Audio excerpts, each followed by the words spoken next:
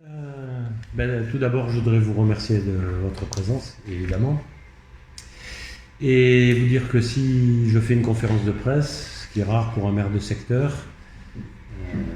c'est parce qu'aujourd'hui, on voulait aborder un sujet important. Une mairie de secteur, c'est la mairie de la proximité, la mairie de la vie quotidienne, la première porte d'entrée pour les habitantes et les habitants. Et qu'aujourd'hui, ce sujet, c'est un sujet principal et majeur pour notre mairie de secteur, qui est celui de l'espace public. Et donc, aujourd'hui, nous pensons qu'il est urgent de le transformer, qu'il est urgent et impérieux de le transformer. C'est une priorité de notre mairie, c'est une priorité de notre mandat. Tous les jours, nous, les élus de secteur, à commencer par moi-même, nous sommes sollicités par les habitants, interpellés, soit par mail, soit par téléphone, soit lors de nos réunions de quartier. On est interpellés par les habitants parce que les trottoirs sont trop étroits et dangereux, les voitures et les deux roues motorisées règnent en maître dans les rues, les enfants ne sont pas en sécurité lorsqu'ils entrent ou sortent des écoles. Chaque fois qu'un cycliste monte sur son vélo, il est en danger. Les personnes âgées ou en situation de handicap nous alertent tous les jours sur les difficultés qu'ils ont à circuler, à traverser les rues, parce que rien n'est prévu pour eux. Aujourd'hui, ce que demandent les habitantes, les habitants, les commerçants, les CIQ, les associations, les parents d'élèves, c'est d'apaiser l'espace public. D'apaiser l'espace public pour qu'il soit plus sûr et plus respectueux de tous les usages et de tous les usagers. L'espace public est un bien commun et nous entendons dans la mairie du 6-8 faire en sorte qu'il soit mieux partagé, et cela en rendant leur place aux piétons, en garantissant la sécurité routière pour qu'on puisse traverser sans danger, pour qu'on puisse circuler en vélo sans se faire renverser, marcher sur un trottoir sans se faufiler entre les voitures ou les scooters, et aussi en renaturant nos rues, parce que lutter contre le réchauffement climatique, ça passe par la création de mini-forêts et la renaturation de nos rues et de notre espace public. Ce que nous réclamons aujourd'hui, en fait, c'est d'être dans une attitude de prévention pour anticiper les situations de danger et transformer la ville pour qu'elle soit en phase avec les attentes de nos concitoyens. Nous avons besoin aujourd'hui d'une ville durable et ouverte à tous.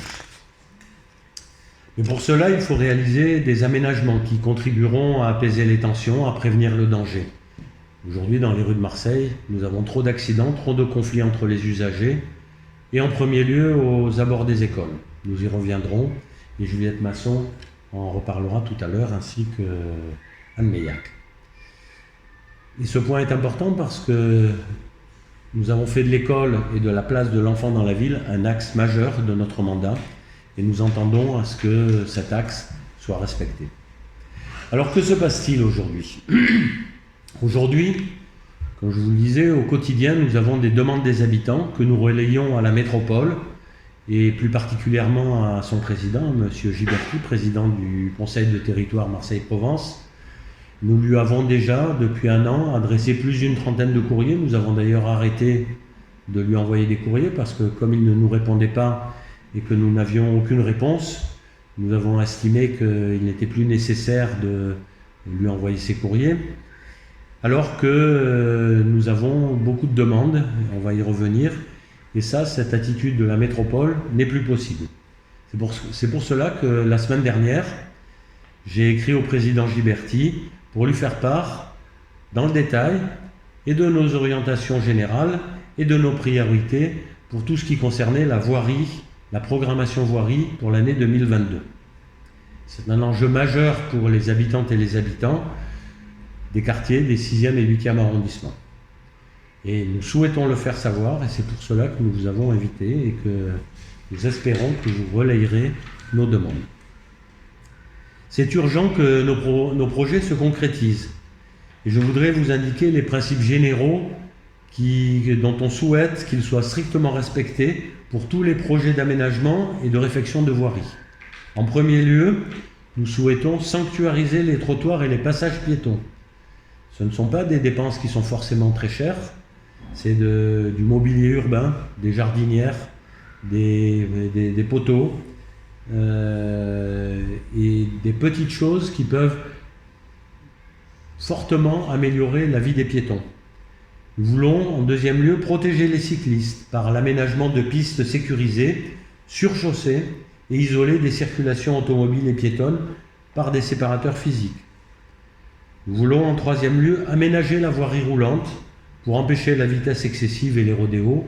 Il y a aujourd'hui des dispositifs nombreux qui permettent de réduire la vitesse, des plateaux traversants, des chicanes, mais on y reviendra tout à l'heure. Et puis surtout, nous souhaitons que tous les aménagements qui sont réalisés aujourd'hui respectent la réglementation et la loi en matière d'aménagement de voirie. Nous souhaitons que les trottoirs respectent une largeur minimale qui est indiquée dans la loi et qui est de 1,40 m, et cela le plus rapidement possible. Nous souhaitons l'interdiction, que soit respectée l'interdiction de stationnement des véhicules à proximité des carrefours. Aujourd'hui, les carrefours sont dangereux pour les piétons notamment, parce que avec des voitures qui stationnent trop près du carrefour et du passage piéton, il peut y avoir une camionnette qui masque la visibilité et l'on est en danger. Aujourd'hui, nous souhaitons réaménager tous les carrefours de façon à ce qu'il n'y ait plus de stationnement dans cette bande de 5 mètres et que cet espace puisse être réservé aux deux roues et aux vélos qui encombrent aujourd'hui les trottoirs. Donc d'une pierre, on fait deux coups. Et surtout, on souhaite aussi que soit respectée l'obligation de réaliser un itinéraire cyclable chaque fois qu'il y a une rénovation de voirie. Ce n'est pas le cas aujourd'hui. Je ne citerai qu'un exemple récent. Le boulevard Salvatore a été entièrement refait. Le boulevard Salvatore, c'est ce qui va de la préfecture au cours Lieutot. Il a été entièrement refait, mais à l'identique. Alors que nous avons une piste cyclable au niveau de la préfecture, une piste cyclable au niveau du cours Lieutot, et nous avons une piste cyclable qui remonte vers le cours Julien. Et aujourd'hui, alors qu'on vient de dépenser des sommes importantes pour refaire la totalité du boulevard Salvatore, le boulevard Salvatore ne comporte pas de piste cyclable pour faire cette liaison entre deux axes qui en comportent. Et donc en 2021, nous avions fait des demandes dont, je vous l'ai dit, aucune n'a été respectée, en plus de toutes les petites demandes qu'on a pu faire au fil de l'eau en fonction des demandes des habitants. Et nous les renouvelons pour l'année 2022. Nous voulons une requalification du quartier du Rouet, et plus précisément de la rue du Rouet, mais ça va au-delà. Anne Meillat qui reviendra tout à l'heure. Un réaménagement de la rue du Cambodge, Anne Meillat qui reviendra également tout à l'heure. Une sécurisation immédiate des abords de l'école Breteuil, et comme on a eu l'occasion de le dire tout à l'heure, ce n'est pas un hasard si Yannick Ohanessian, aujourd'hui pour son projet Petit Piéton, est allé faire la présentation aux abords de cette école. Nous souhaitons la piétonisation de la rue des Trois-Rois. C'est une demande qui a été faite, c'est peut-être notre première demande en matière de voirie. Elle a été faite en novembre 2020. Aujourd'hui, la piétonisation de la rue des Trois-Rois, qui reste accessible aux voitures, ne s'est toujours pas faite, alors qu'il s'agit d'installer 4 à 5 bornes sur toutes les rues. Les entrées, c'est 4 à 5 bornes installées. Ça fait plus d'1 an et on n'a aucune étude, aucune programmation de cet aménagement. Et évidemment, un grand sujet, la réalisation de tous les travaux qui contribueront à apaiser le littoral sud. Vous avez été nombreuses et nombreux parmi les journalistes à faire des articles sur les difficultés de la circulation. Et aujourd'hui, le littoral sud a besoin d'aménagement de voirie. Nous en avons fait la demande et nous avons obtenu des miettes. Alors pour 2022, au hasard, non pas au hasard, au fil de nos rencontres avec les habitants, de nos visites de quartier, nous avons de nouvelles priorités que nous réclamons pour cette programmation de 2022, qui sont assez précises, notamment la pose de barrières pour la piétonisation temporaire aux heures d'entrée et de sortie des écoliers. Je citerai 3 écoles, mais il y en a bien d'autres qui pourraient faire l'objet de ces travaux, l'école Rouet-Allée, l'école de la Pointe-Rouge et l'école de la rue Edoux. La réalisation de plateaux traversants pour réduire la vitesse et éviter les rodéos, la sécurisation et la protection de toutes les pistes cyclables existantes, la création de pistes cyclables protégées sur chaussée pour 5 axes structurants de notre secteur, la remise en état du cours Julien. Aujourd'hui, il y a 28 arbres qui ont été coupés, ils n'ont jamais été remplacés. Vous avez des trous partout sur le cours Julien. Aujourd'hui, il est indispensable de, sinon refaire complètement la place, en tout cas de la rénover de façon à la remettre en sécurité, avec des postes d'arceau-vélo, avec la matérialisation d'emplacements pour les 2 roues motorisées, et de lui redonner un coup de jeunesse. Il y a la finalisation des travaux sur le cours Liotto. Aujourd'hui, on a une belle artère qui a été réaménagée entre le boulevard Baille et la Canebière, mais aujourd'hui, ces aménagements ne permettent pas d'avoir une circulation apaisée entre les voitures, les scooters, les vélos et les piétons. Aujourd'hui, nous réclamons la matérialisation de tous ces emplacements qui devraient l'être, et la matérialisation et la délimitation de la piste cyclable de façon à ce qu'un piéton ne soit pas heurté par un cycliste parce que le piéton n'a pas vu où était la bande cyclable. Nous souhaitons aussi des petits aménagements. Alors je vais en citer un parce qu'il est symptomatique. C'est celui de la rue Auguste Marin. La rue Auguste Marin, c'est une petite rue qui est juste au-dessus de la mairie, qui fait une trentaine de mètres de large et dans laquelle se déroulent très régulièrement des rodéos nocturnes sur laquelle il suffirait de petits aménagements tactiques, de la création de chicanes, de la pose de petits poteaux. Ce n'est pas des aménagements chers, mais ça simplifierait la vie des habitants qui nous le réclament, et cela depuis plus de 20 ans. Alors, depuis plus de 20 ans, pas à nous, mais ça fait 20 ans que le problème existe, et 20 ans qu'aucune solution, ni lourde, ni légère, n'a été trouvée. Et en dernier lieu, je dirais que nous avons besoin dans l'espace public de l'installation de toilettes sèches, parce qu'on en a besoin. Des toilettes sèches sur les grands axes qui sont utilisés, le Prado, le cours Liotto, mais aussi le cours Julien, la Plaine. Cet été, nous en avons installé 13 sur le littoral sud, entre la base nautique, le CMV et Callongue. Aujourd'hui, nous avons, ce n'est pas notre compétence d'installer des toilettes sèches, des toilettes sur l'espace public. Nous avons, au-delà de nos compétences, mis en place des WC de chantier. Nous pensons qu'il y a mieux à faire dans l'espace public que d'installer des WC de chantier, même si ils ont rendu de grands services, même si nous ne regrettons absolument pas d'avoir installé ces toilettes. Mais nous avons besoin d'avoir des toilettes sèches dans tout l'espace public, parce que c'est indispensable pour éviter ce qu'on reproche, c'est de l'urine voilà. Alors ces projets et ces demandes ne sont pas sortis du chapeau, ils ne sont pas tombés du ciel. Ces projets, ces demandes, c'est ce que nous ont demandé les habitants quand on les a rencontrés lors des réunions qu'on a pu faire avec eux. Et c'est leur première attente. Parce qu'aujourd'hui, il est indispensable de prévenir le risque, car sécuriser et apaiser notre espace public, c'est la première des attentes des Marseillais aujourd'hui. Et nous entendons cette année être écoutés et non pas abandonnés comme cela a été pour l'année 2021. Je vais maintenant laisser la parole à Madame Masson pour aborder la nécessaire sécurisation des enfants dans l'espace public. Merci de votre écoute. Bonjour, donc moi je suis Juliette Masson. Je suis adjointe aux écoles et à la place de l'enfant de 6-8. Cette première année de mandature m'a permis de constater qu'il était difficile d'être un petit Marseillais, une petite Marseillaise dans cette ville, et ce bien au-delà du temps scolaire, puisque notre formidable ville de Marseille ne s'est jamais trop préoccupée de ses enfants, qui sont pourtant les citoyens et les citoyennes de demain.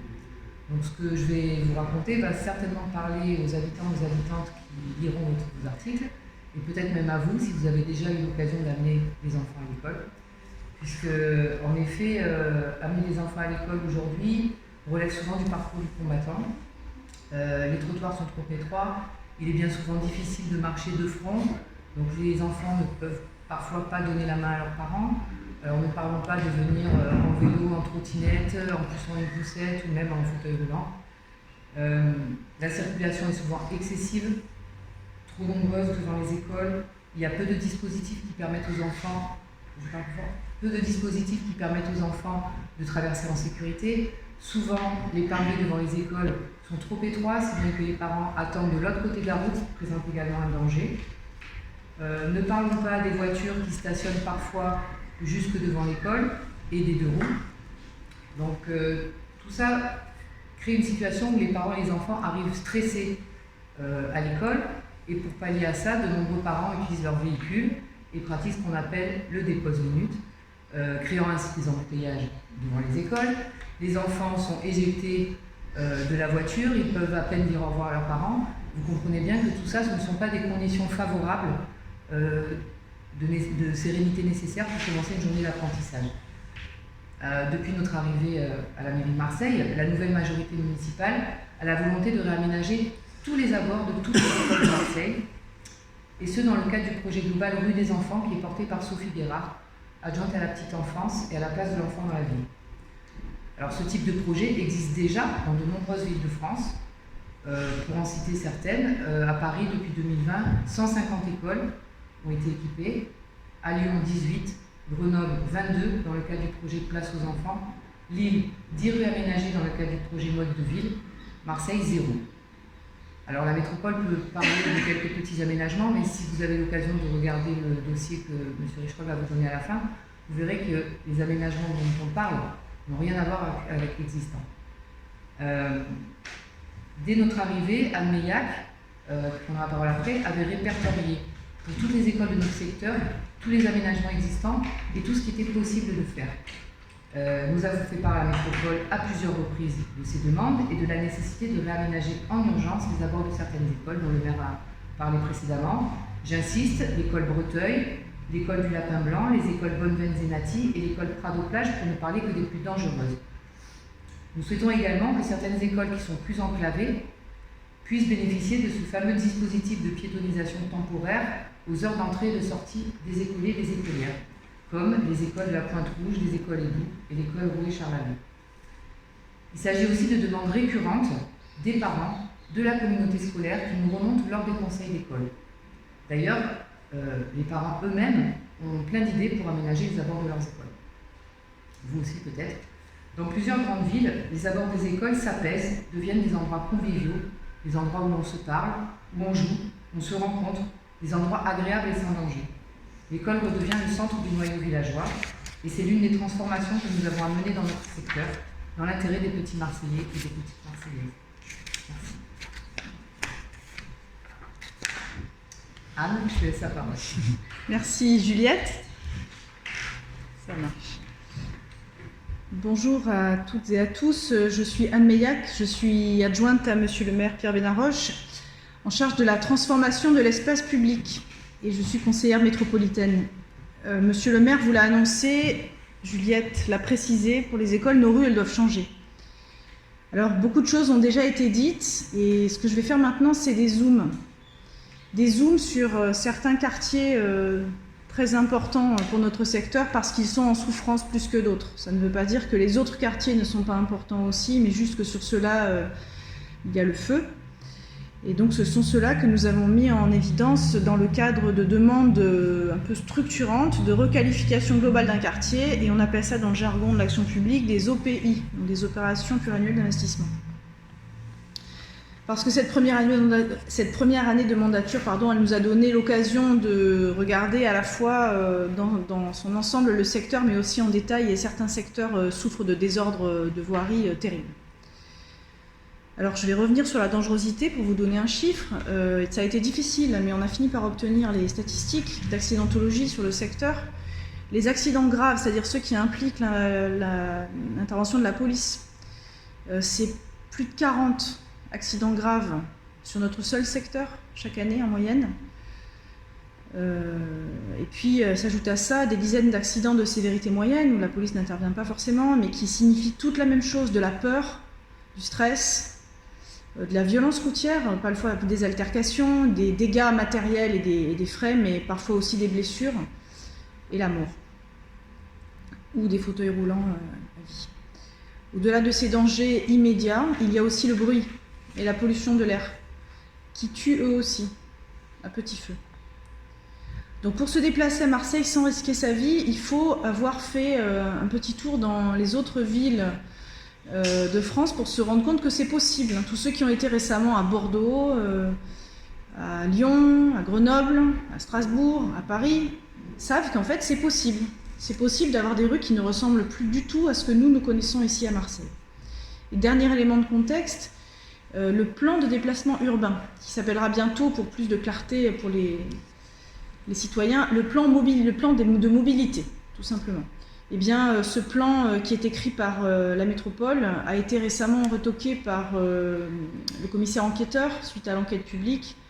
Malheureusement, je dirais, parce qu'il était plutôt bien écrit, mais il ne prenait pas en compte les demandes spécifiques de la ville de Marseille qui avait, dans un rapport soumis au conseil municipal le 5 octobre 2020, de façon très circonstanciée, soulevé tout ce qui manquait encore dans ce plan de déplacement, et notamment au niveau de la voirie. Et donc, sachez que parmi les 4 réserves que le commissaire enquêteur a rédigées pour demander la réécriture du plan mobilité, 3 concernent directement la ville de Marseille et demandent expressément que soient prises en compte les demandes que vient de présenter Monsieur le maire. Alors ces zooms, les voilà. D'abord le quartier du Rouet. Le quartier du Rouet, il a 2 axes structurants, la rue du Rouet et l'avenue Cantigny, qui sont des axes de circulation majeurs, interquartiers, qui amènent notamment à l'entrée de l'autoroute A50 et aux entrées des tunnels. Il est très circulant ce quartier, mais il abrite aussi 3 écoles, un hôpital, des commerces et de nombreuses résidences. Or, les rues du Rouet, aujourd'hui, elles sont hostiles un peu à tous les piétons, cyclistes, etc. La voirie, elle est à l'abandon. Le dossier qui a été préparé et qui vous sera remis à l'issue de cette réunion, il vous montre des désordres incroyables qui restent, alors je vous parle, présents dans les rues du Rouet. Donc nous avons remis le 6 janvier dernier au Conseil de territoire, en la personne de son président, M. Giberti, et en main propre, un projet qui proposait notamment, et bien sûr on ne va pas le détailler complètement parce que nous avions fait un travail vraiment approfondi, mais tout simplement l'élargissement et la réfection des trottoirs, la création d'une zone 30 clairement signalée de façon voyante et innovante pour marquer un effet de portail aux entrées de zone, la mise en œuvre de parking minutes pour permettre de revitaliser la fréquentation des commerces, les parking minutes intelligents, ce que l'on voit en bas de la rue Paradis, pour ceux qui voient de quoi je parle. Voilà, c'est électronique, hein, vous avez 20 minutes pour rester, faire vos courses et repartir.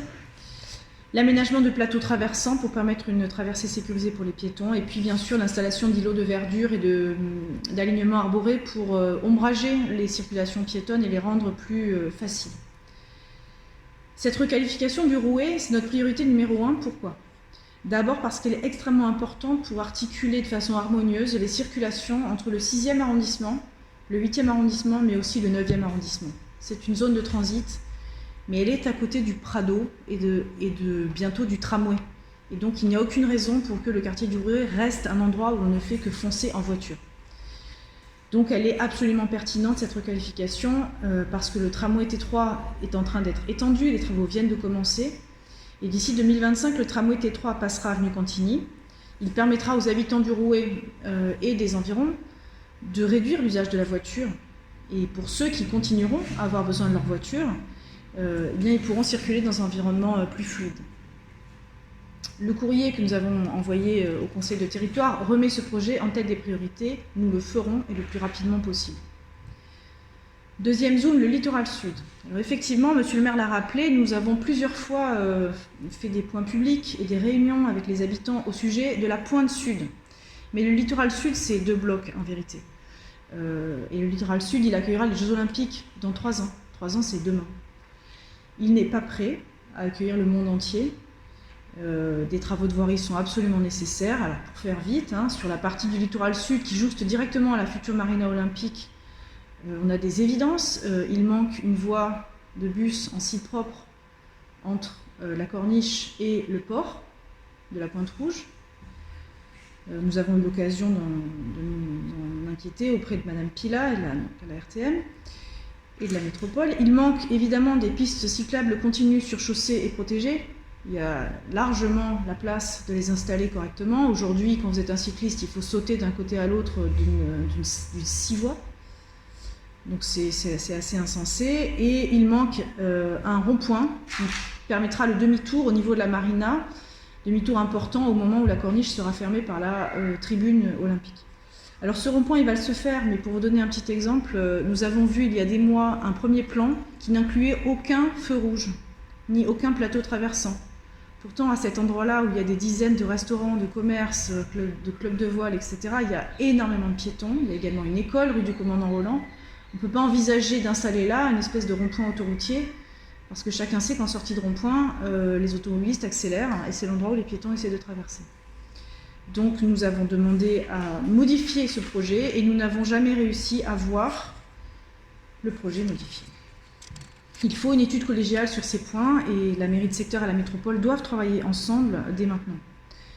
Sur la pointe sud, monsieur le maire en a parlé, donc si vous avez des questions plus tard, on pourra en reparler, mais il y avait toute une série de mesures que nous avions proposées également le 6 janvier 2021 au président du conseil de territoire et dont nous n'avons eu que des miettes. Donc une petite réflexion du parking Napoléon, mais là aussi un exemple, le parking Napoléon au-dessus du village des Goudes, il n'est toujours pas relié au village. Donc si on veut descendre du parking Napoléon, il faut marcher sur la chaussée, dans un endroit extrêmement compliqué pour les piétons. Tous ces travaux, toute la rationalisation du stationnement sur la pointe sud, etc., nous les ferons et le plus rapidement possible. Revenons vers le centre-ville. Dans le 6e arrondissement, aux abords du quartier Vauban, donc la rue du Cambodge. C'est une rue très étroite, mais qui malheureusement est elle aussi utilisée comme un axe interquartier par des voitures, d'habitants du quartier, mais pas que, et aussi par des camions qui utilisent la rue du Cambodge pour traverser Marseille sans payer le tunnel. Donc il y a un trafic incroyable pour un quartier aussi charmant, aussi villageois. Et ce trafic, cette surfréquentation, elle expose les habitants à des dangers multiples. Nous avons rencontré les habitants plusieurs fois sur site depuis 1 an. Nous sommes arrivés à la conclusion que l'élargissement des trottoirs à cet endroit-là, elle est absolument nécessaire. Ça n'est pas simple, car on ne peut pas pousser les murs. Et donc cela nécessitera d'étudier le réaménagement de la rue du Cambodge avec probablement une mise à sens unique ou une mise en alternat. Cela, bien entendu, c'est le département des études de la métropole qui doit le faire. Et pour l'instant, bien que nous ayons écrit à ce sujet à M. Giberti, nous attendons les réunions de travail. Pour finir, la rue de Breteuil. La rue de Breteuil, pareil, je ne fais pas un dessin, c'est un axe interquartier excessivement dangereux. Depuis 20 ans que les associations de parents d'élèves, la directrice de l'école, les associations de quartier demandent une modération de la vitesse sur cet axe. Il leur est répondu que ça doit rouler, parce que c'est un axe interquartier. Donc elle est restée dangereuse, bruyante, excessivement polluée. Et pourtant, il existe une école, l'école Breteuil, devant laquelle M. Ohanessian annonçait, il y a 1 heure, la mise en place d'un dispositif humain, le dispositif Petit Piéton, qui va permettre à très court terme, là tout de suite, puisque ça a commencé ce soir, de protéger la traversée piétonne des élèves à l'entrée et à la sortie des classes. Nous avions demandé, bien évidemment, des aménagements modérateurs de vitesse qui avaient été un temps programmés pour cette année et puis qui ont disparu mystérieusement de la programmation 2021. Ces dispositifs, ils sont simples. Il s'agit d'une double chicane qui fait ralentir les véhicules, d'un rétrécissement de la largeur de chaussée et de la mise en place de plateaux traversants. Toujours les mêmes. Je vais finir cette petite promenade dans le 4e secteur de Marseille par un mot sur ces plateaux traversants. Les plateaux traversants, c'est quelque chose qui est un peu comme un dos d'âne, mais qui est plus adapté en ville, parce que c'est moins haut, plus long, et ça permet le passage des bus. Ça permet aussi de sanctuariser un espace sur la chaussée qui devient un passage piéton ultra sécurisé. Mais pour qu'il soit efficace, encore faut-il le faire correctement. C'est-à-dire qu'il existe quelques plateaux traversants, ou plutôt des Canada Dry de plateaux traversants dans Marseille aujourd'hui. Ils ont presque tous été construits de telle façon qu'ils sont très peu hauts, très discrets et qui ne gênent absolument pas les véhicules motorisés. Donc nous avons plusieurs fois demandé à la métropole de réaliser des plateaux traversants dans les meilleures conditions techniques possibles. Bon, on n'a pas eu de soucis, on n'en a fait construire aucun cette année, donc finalement il n'était ni bon ni mauvais. Mais dans le futur, c'est très important que les détails techniques soient discutés aussi. Et à ce titre, nous demandons à rencontrer à nouveau le département des études techniques de la métropole, comme cela se faisait sous la précédente mandature. Tous ces travaux sont urgents. Nous avons une liste d'une quarantaine de plateaux traversants que nous souhaiterions voir installés dans les rues des 6e et 8e arrondissements. Bien entendu, cela ne se fera pas en un jour, mais nous sommes prêts à travailler tout de suite. Nous n'attendrons pas la réforme institutionnelle en cours à la métropole. Nous devons travailler dès maintenant, sans attendre, sur les priorités rappelées ce soir. Nous sommes prêts à cela et je vous remercie pour votre attention. Vous avez des questions sur les différentes dispositions? Oui. J'aimerais savoir comment vous comptez faire, étant donné que cette année il ne s'est rien passé, qu'à chaque fois que vous essayez de faire quelque chose, vous n'avez pas de réponse. Est-ce que vous pourriez avoir une issue pour essayer de faire bouger les choses si pour 2022 c'est pareil?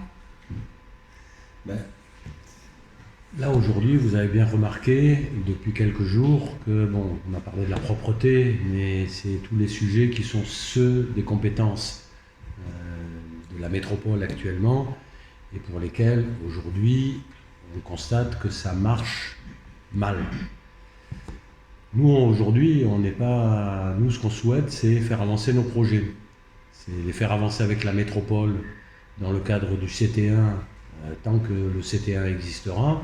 S'il doit exister une autre alternative avec un CT0 ou je ne sais quelle autre solution, ça sera avec cette autre forme de métropole.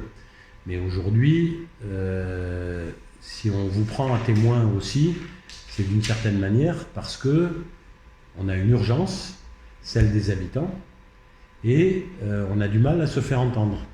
Donc aujourd'hui, ce qui est le plus important pour nous, c'est pas de savoir si on va travailler avec la ville, si on va travailler avec la métropole, c'est que nos projets avancent. On a besoin que nos projets avancent parce qu'ils sont attendus par les habitants et pour toutes les raisons qu'on vient de vous donner, ce sont des priorités pour nous.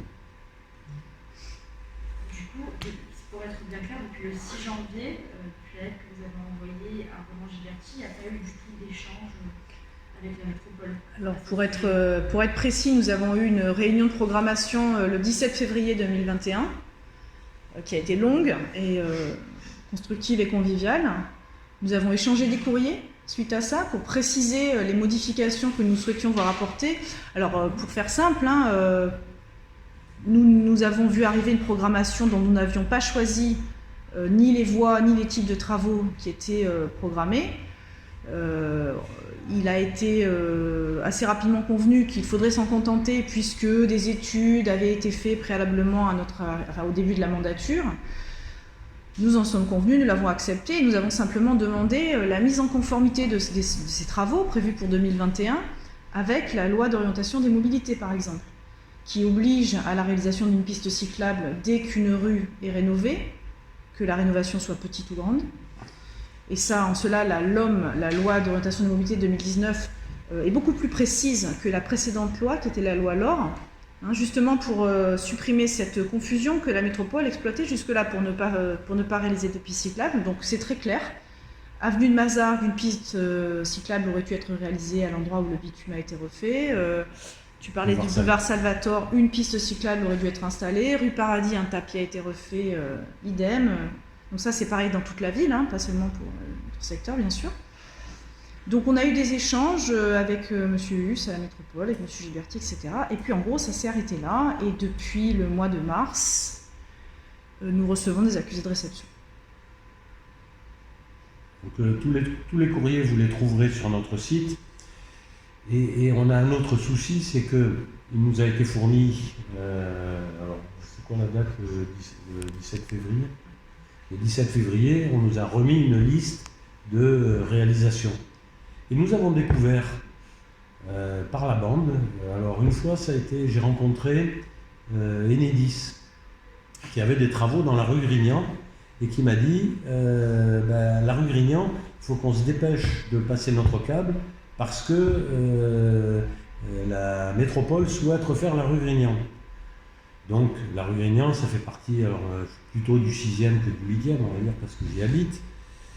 Et j'avais pas le souvenir que dans cette programmation qui nous avait été remise, il y avait la rue Grignan. Et on ne parle pas de petits travaux. La rue Grignan, c'est quand même... c'est lourd. J'ai découvert. Elle n'était pas programmée, c'est-à-dire qu'elle n'était pas dans les documents qui nous ont été remis. On a appris par Enedis que la rue Grignan allait être refaite. On a appris par les riverains de la Plaine et les associations de la Plaine qu'il y avait des travaux qui étaient refaits tout en haut de la rue Saint-Pierre et à l'angle de la rue des Trois Frères Barthélemy et de la rue Saint-Michel. C'est-à-dire qu'au-delà, moi j'ai rien contre ce qu'on fasse des travaux, refaire le haut de la rue Saint-Pierre, après tout, pourquoi pas, la rue Saint-Pierre aussi mérite ses travaux. Mais ça montre un petit peu la situation dans laquelle on se trouve. Non seulement, nous on dit il y a des endroits où ça serait bien d'intervenir, mais quand la métropole réalise des interventions, elle ne nous prévient même pas. Elle fait ses travaux sans que ça apparaisse nulle part dans sa programmation. C'est-à-dire elle nous remet une programmation qui est fausse et pour laquelle on n'est absolument pas informé. Donc aujourd'hui, un des objectifs de ces interventions qu'on fait avec Madame Meillec et Madame Masson, c'est justement d'essayer de dire nous voulons travailler, nous avons des sujets, parlons-en, rencontrons-nous, échangeons. Alors peut-être que tous les sujets qu'on a abordés, on va peut-être pas tous pouvoir les faire en même temps. Il y a des budgets, on comprend qu'ils sont limités, mais à un moment, entre refaire, il y a des tapis qui ont été refaits dans certaines rues, on aurait bien échangé la sécurisation d'une école contre le tapis, parce que c'est vrai que le tapis, on ne va pas dire, on le voit, il y a des trous partout, mais peut-être que au lieu de là on sécurise les voiries roulantes, peut-être qu'il serait temps aussi, à un moment donné, de sécuriser les trottoirs, les piétons, les vélos, au lieu de toujours mettre de l'argent pour sécuriser la circulation des voitures. Donc c'est ça qu'on aimerait bien essayer le plus vite possible de faire, d'inverser. C'est-à-dire, on a besoin de se parler, d'être écouté. Vous pensez que la mairie du secteur est peut-être plus à même de s'occuper des travaux de voirie, ce genre de choses? C'est une compétence que vous aimeriez quelque part pas récupérer, mais en tout cas vous aimeriez être associé à ça? Alors c'était exactement comme ça que ça fonctionnait sous les précédentes mandatures. En fait, ce qu'on demande, c'est ni plus ni moins que le retour au fonctionnement qui prévalait jusqu'en juin 2020 et qui a disparu. Alors ensuite, par contre, les équipes techniques, les experts n'ont pas vocation à être logés dans une mairie de secteur. Ils resteront dans une centralité quelle qu'elle soit. Ça sera le Conseil du territoire Marseille-Provence, réformé ou pas, ça sera la mairie centrale, réformée ou pas, mais ce sont des expertises lourdes avec des équipes importantes qui ne seront pas logées en mairie de secteur. Mais par contre, les échanges, la mairie de secteur apporte toute la connaissance du terrain et la priorisation des urgences, etc. Et elle les met dans les mains des équipes techniques, notamment du service des études, que nous n'avons pas vu depuis 15 mois, mais qui est celui qui doit prendre nos requêtes pour les transformer en propositions, en projets. Et surtout, nous, ce qu'on réclame, entre autres, on réclame une méthode de travail. C'est-à-dire qu'aujourd'hui, il y a des études, il y a une information. Quand c'est nos habitants qui nous informent qu'il y a des travaux qui se font dans leur rue et qu'on découvre 4 jours avant par un mail que les travaux doivent commencer, donc c'est toute la méthode qu'il faut réformer. Celle des études, celle de la validation des projets. Comme vous disait Madame Meillac, on fait un projet et on dit ça serait quand même bien de penser à la piste cyclable aux piétons pour le rond-point devant la marina. mais les deux carrefours dont je viens de vous parler, dans le haut de la rue Saint-Pierre et celui qui fait l'angle rue des Trois Frères Barthélemy et rue Saint-Michel, on a une piste cyclable qui remonte par le boulevard Joseph Turner. On a une piste cyclable sur la plaine. Et ce carrefour n'anticipe... Alors, c'est un carrefour qui est réaménagé pour permettre aux bus de mieux tourner. Mais ce carrefour n'anticipe absolument pas, même si effectivement on ne traite que le carrefour, on ne traite pas la rue Saint-Michel, on ne traite pas la rue des Trois Frères Barthélemy, mais on pourrait au moins se dire, j'aménage le carrefour pour que le jour où on construira la piste cyclable qui permettra de relier le cours Lyoto, la préfecture et puis on puisse rejoindre la plaine, il y a une piste cyclable. Mais là non, on fait un carrefour qui ne prend pas en compte ce que pourrait être un futur aménagement. Et c'est en ça qu'on dit, les aménagements, on a besoin de travailler pour dire quelles sont nos priorités. Nos priorités, c'est sécuriser les piétons, c'est aménager des pistes cyclables sûres, et ça, c'est la méthode de travail, c'est comment on travaille avec notre interlocuteur, quel qu'il soit, la ville, comme m'expliquait Madame Meillac, que ce soit avec la métropole, CT1, CT0, la ville, services centraux, c'est nous souhaitons avoir une visualisation des projets qui seront réalisés de façon à pouvoir, non pas en tant qu'expert, mais avec un œil un peu profane, même si un certain nombre d'entre nous ont peut-être des compétences, mais pouvoir discuter des projets et dire ça nous va, ça nous va pas, aller le présenter aux habitants, leur dire là on aurait gagné un banc, là peut-être il faudrait un peu mieux protéger. Donc c'est ça aujourd'hui qu'attendent les habitants, c'est qu'ils soient consultés sur les projets qui concernent leur vie au quotidien. Et que ce soit un carrefour, une piste cyclable, un devant d'école, c'est la parole aux habitants. Pour revenir un peu sur le dispositif petit piéton, du coup, vous disiez tout à l'heure, c'est quelque chose de vraiment temporaire. Non, c'est humain, c'est ce qu'on fait. Vas-y. Alors, le dispositif petit piéton, c'est proposé à des seniors, des gens à la retraite. Je veux dire, temporaire, c'est pas le bon mot, mais... Non, en fait, c'est le seul truc, la seule action qu'on a pu mettre en place rapidement, si vous voulez, pour amener un semblant de sécurité aux abords de l'école. Donc, il y a des noyaux villageois dans 6 qui ont été identifiés, et là, on est en phase de recrutement des seniors en question qui vont gérer ce dispositif, et ça a commencé avec l'école d'Auteuil aujourd'hui. Donc, ce qu'on peut dire, c'est, si on peut revenir aussi sur ce projet de la sécurisation de l'école Breteuil. On avait effectivement, on ne va pas le contester, un projet de sécurisation de l'école Breteuil. Mais il était assez bizarre puisqu'il prévoyait la chicane après l'école. C'est-à-dire qu'on fait ralentir les voitures, non pas avant d'arriver à l'école, mais après. Et donc, nous on a dit, attendez, soit vous faites une double chicane, vous débrouillez comme vous voulez, mais si on ralentit après avoir écrasé un enfant, la chicane, elle ne sert à pas grand-chose. Donc, du coup, plutôt que de refaire effectivement des études qui permettraient la réalisation d'un aménagement qui sécurise l'abord de l'école, eh ben on nous a retiré, il n'y a plus rien qui a été fait. Et donc, ce dispositif, quand vous posez la question de savoir s'il était temporaire, le jour, donc ce qu'on peut espérer, c'est que le jour où on a fait cette sécurisation des abords avec une aire d'attente suffisamment grande, des ralentissements, un plateau traversant, et peut-être même un feu rouge, j'en sais rien s'il faudra un feu rouge, ce dispositif, on aura certainement une autre école moins bien sécurisée et on déplacera le dispositif sur une autre école. On a 54 écoles et là on parle des urgences. Alors après, peut-être que le dispositif petit piéton, il peut aussi servir dans ces écoles où on voudrait mettre des barrières. Donc si vous prenez l'école Rouet-Allée, c'est une rue qui est très peu fréquentée, on pourrait mettre tout à fait 2 barrières temporaires qui se lèvent et qui se descendent.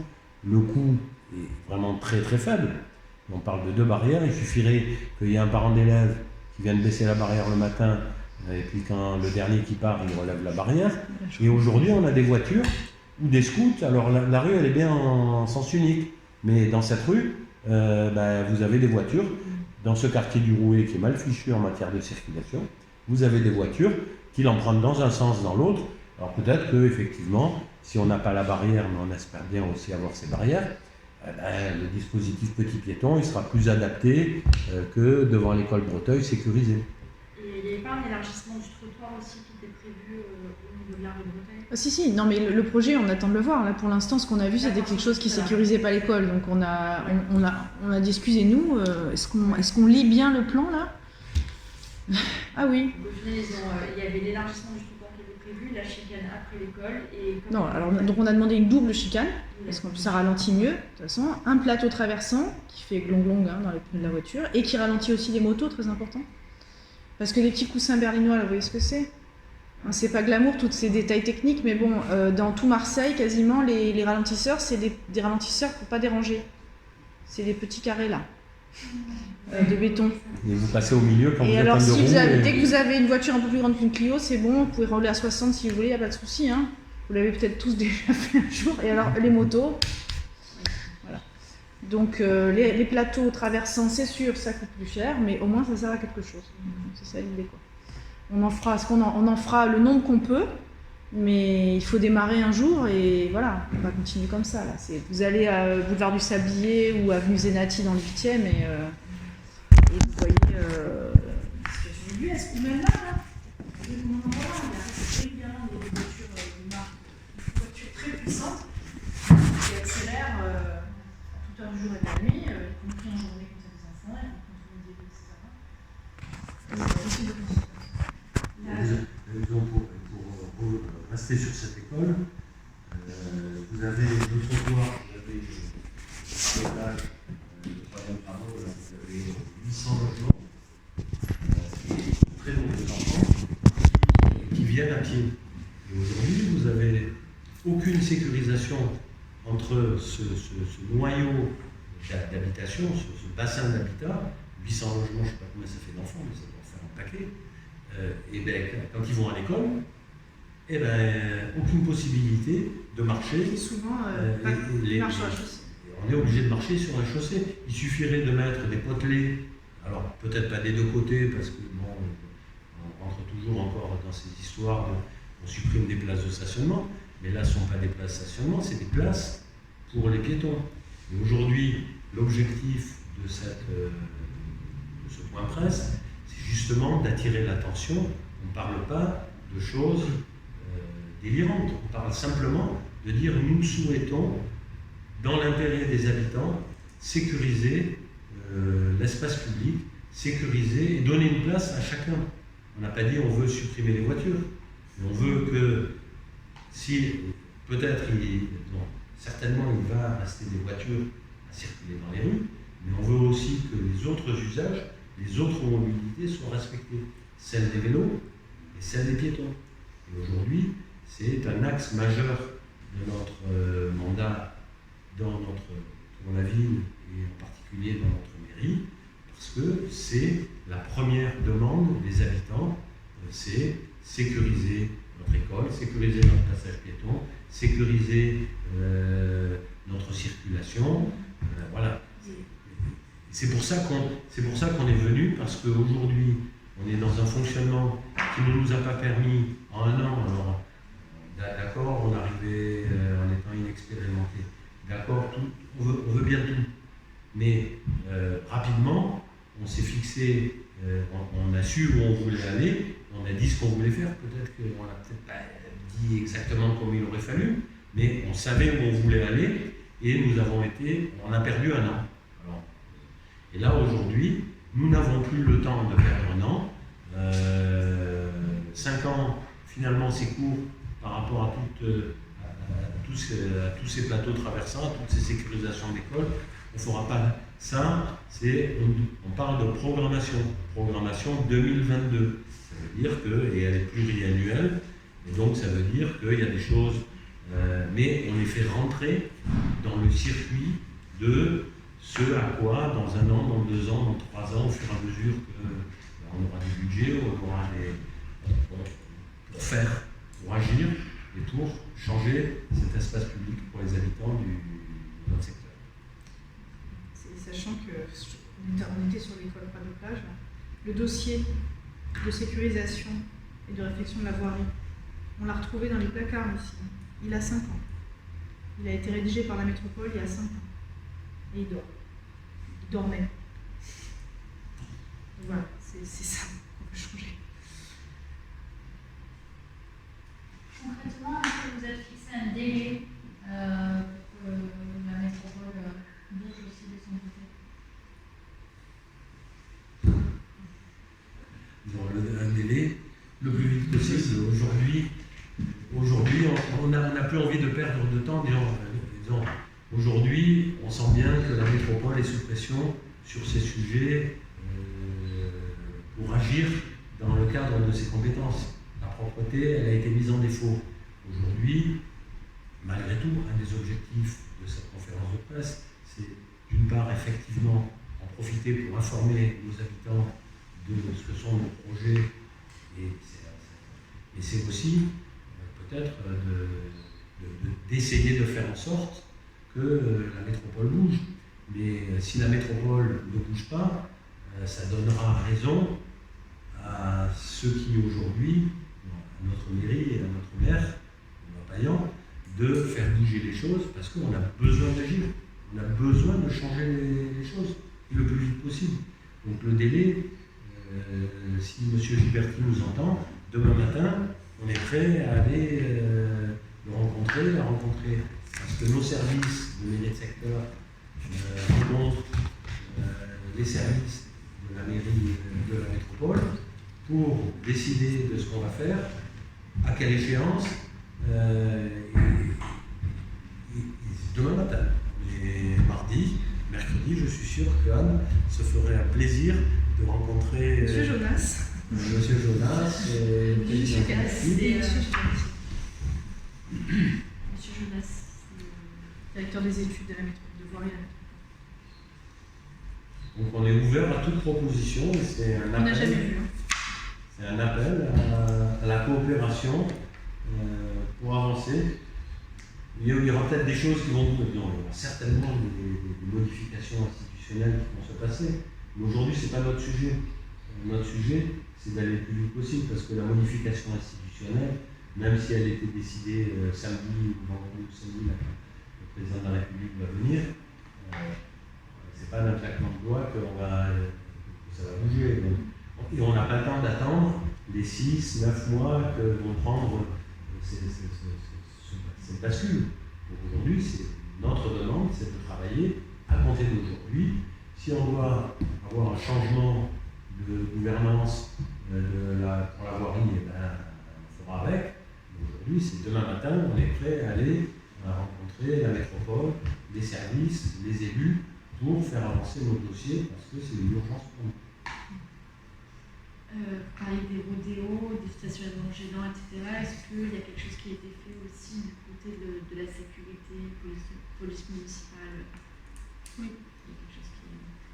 Parce que ça relève un peu de ça aussi, du coup. Ah bien sûr.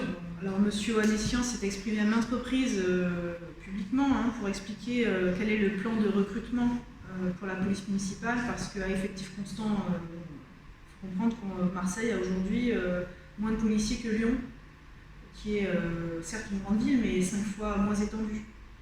Donc ça vous donne un peu les ordres de grandeur. Donc les forces de police municipale vont être très significativement augmentées dans les 4 ans qui viennent. En attendant, une première opération concertée a été réalisée pour Lyoto à la fin de l'été pour verbaliser et retirer les véhicules qui étaient en stationnement très gênant. Ce type d'opération concertée a vocation à se répéter de plus en plus au fur et à mesure qu'arrivent les renforts de police. Nécessairement, il y a une part qui sera de prévention. Mettre des plateaux traversants, c'est de la prévention sur la vitesse, sur les rodéos, mettre des poteaux pour empêcher le stationnement gênant sur un trottoir, c'est de la prévention. Et puis derrière, effectivement, il ne faut pas se faire d'illusions, c'est pas par ces aménagements on va régler tous les problèmes. Mais déjà, on commencerait à adapter l'espace public pour qu'il soit mieux respecté, mieux aménagé. Donc le cours Liotto est un exemple extrêmement significatif. Le cours Liotto, c'est un espace qui a plus d'arbres qu'avant, il y a malgré tout moins de voitures, moins de stationnement. Donc on pourrait presque croire que c'est une belle année. Et quand on regardait les images de synthèse qui étaient, on avait l'impression d'être au paradis. Et puis quand on se promène sur le cours Liotto, les emplacements ne sont pas respectés, donc effectivement il y a de la verbalisation. Les scooters stationnent, on ne sait pas trop où, et effectivement on peut verbaliser des scooters, mais si on ne leur donne pas non plus un espace pour stationner en disant, en mettant un panneau, là c'est pour vous, et puis là c'est plus pour vous, c'est compliqué aussi d'avoir un espace qui est mal fini, mal aménagé. Alors je ne parle même pas de la piste cyclable qui est... on peut voir la différence entre la piste cyclable et la bande piéton. Ça, c'est un fantasme de celui qui a dessiné le projet. Décorateur d'intérieur. Il a fait une bande rouge pour les piétons le long du mur, et puis après, à côté, il a mis une bande verte. Il a dit ça, c'est pour les vélos, et il n'y a personne qui passe de l'un à l'autre. C'est du rêve absolu, quoi. Et donc aujourd'hui, bien sûr, il faudra avoir de la répression, de la vidéo-verbalisation, plus de police. Mais c'est un autre sujet. Aujourd'hui, le sujet qui nous intéresse, c'est commençons déjà par adapter notre espace public, nos trottoirs, nos routes, nos pistes cyclables. Et puis, une fois qu'on aura fait ça, on verra ce qui restera nécessaire et ce qui sera indispensable de verbaliser. On aura déjà fait un grand pas.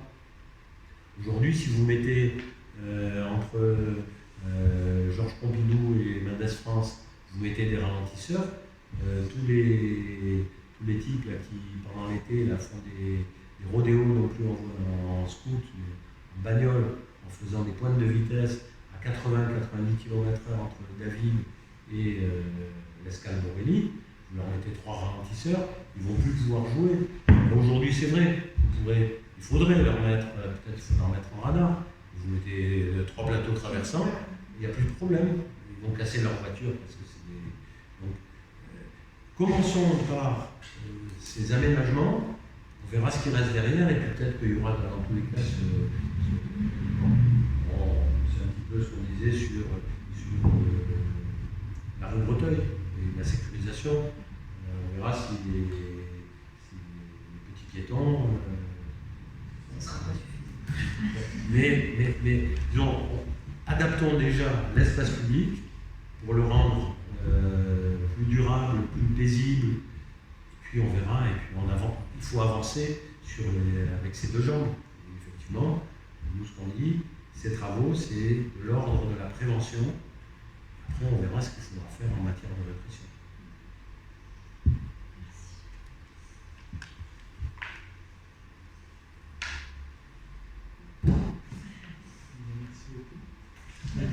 Merci beaucoup.